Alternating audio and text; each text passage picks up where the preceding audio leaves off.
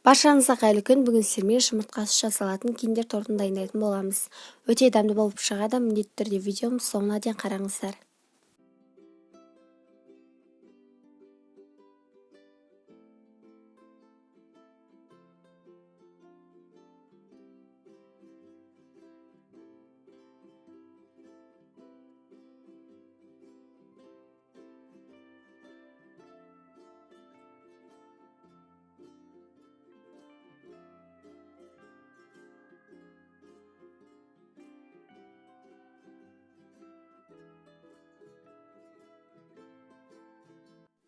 Бірінші коржын дайындап аламыз. Ол үшін ұнға құмшекер, какао, ванилин қосып араластырып аламыз.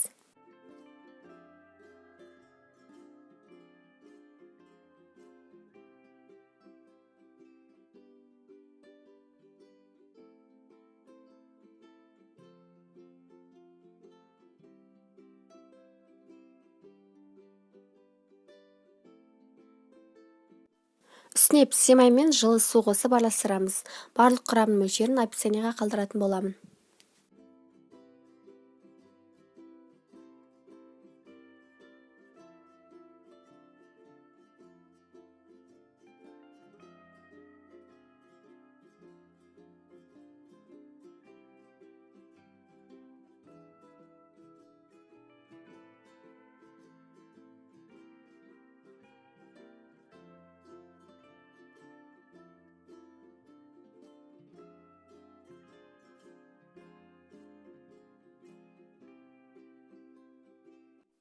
Үстіне сода қосып жақсылап араластырамыз.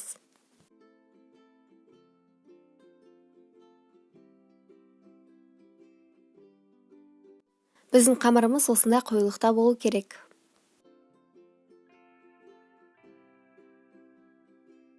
Енді қамырымызды пергамент қағазға осылай құйып, 180 градуста қысып тұрған пеште пісіріп аламыз. Қамырды теңдей екіге бөліп пісіреміз, немесе бірден пісіріп піскен соң екіге бөліп алуға болады.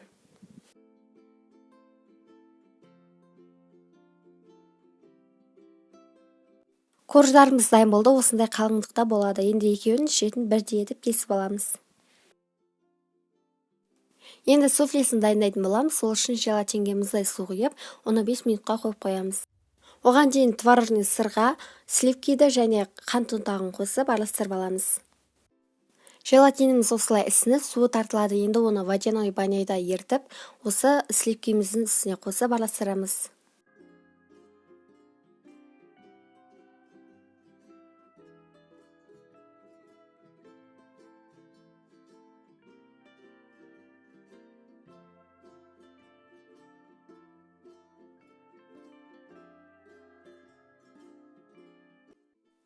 Дайын болған суфлеміздің барлығын осылай коржымыздың үстіне салып, бірден тегістеп шығамыз.